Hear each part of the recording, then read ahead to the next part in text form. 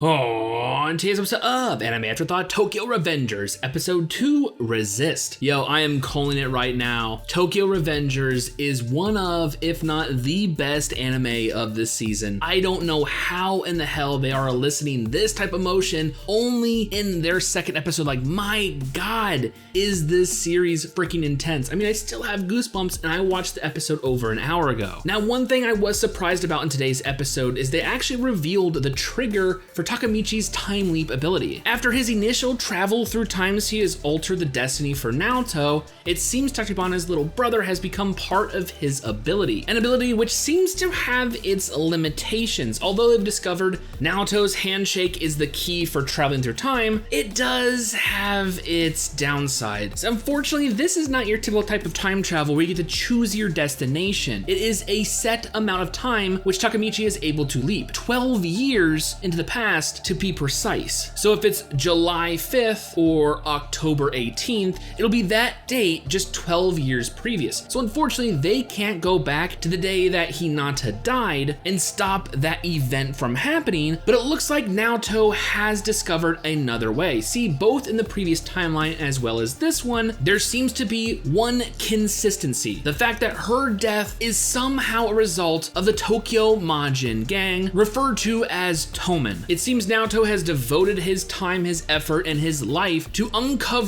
unwrapping the mystery that is Tomen, the heaviest of heavy hitters, the biggest gang, it seems, in Tokyo. After his predecessor was found brutally murdered with a recording device lodged in the orbital socket where his eyeball used to be, I mean, if that isn't a threat for future undercover agents to stay the fuck away, I don't know what is. Naoto has made his mission uncovering the history of Tomen. So when Takemichi goes back in time to save Hinata, he must destroy the Tokyo Majin gang. Unfortunately, this is way easier said than done. This is a gang whose history is steeped in delinquency, but it just so happens to be that the ass beating we saw Takemichi and his friends take last week might just be the way in he was looking for. The third years of the rival schools seem to be affiliated with Tomen in some way or another, and although their positions have been relegated to slaves, Takemichi now has a connection to infiltrate Tomen, but he's definitely not in this gang's good graces. Unfortunately,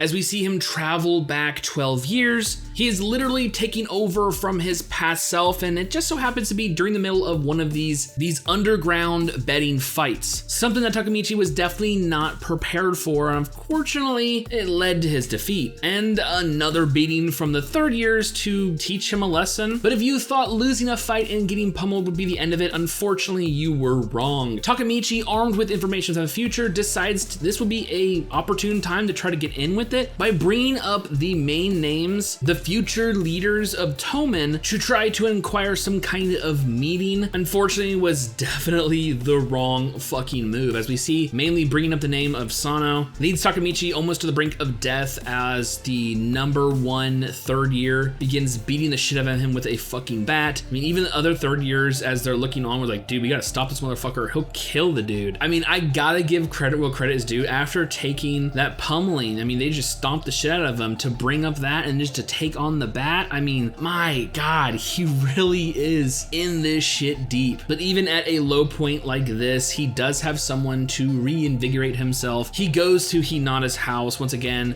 She is that warmth, you know, that beacon of positivity in this delinquent's life. Visiting her for a couple minutes seems to completely erase the fact that he just got the shit beat out of him, and their interactions are just beyond adorable. I think this is one of the main reasons why I like this series, and somehow it elicits that emotion in me, is the shit between these two are real. This is legit. I actually want to see them together, but so far, 2 times in 2 different timelines, she has died. So it's this weird feeling where you're watching a character struggle to take on destiny and fate to make sure that the one chick he actually likes and seems to like him back will live. Like, so far, this is just a really good fucking story. But it's not over. We learned last week that Takemichi, he dipped. I mean, after what seemed like forever in a state of hellish torture under the rule of these third years, he left. He left Hina, he left his friends, but going back in same time, he's realizing that these dudes are fucking stand up. I mean, this is a hardcore group right here of real, true friends. So when it comes down to more of these fights, one of their group is frail and he doesn't fight, but he's ordered by the third years to participate in these bets. So what are you supposed to do? And I gotta say, that final fucking scene where Takemichi stands up as this fight is about to begin, right? You can tell that the